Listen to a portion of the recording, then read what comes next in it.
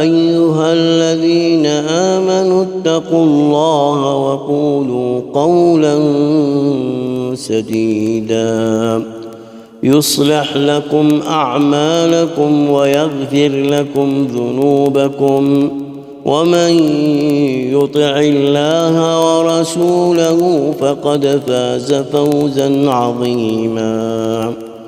إنا عرضنا الأمانة على السماوات والأرض والجبال فابين أن يحملنها وأشفقن منها وحملها الإنسان إنه كان ظلوما جهولا. ليعذب الله المنافقين والمنافقات والمشركين والمشركات ويتوب الله على المؤمنين والمؤمنات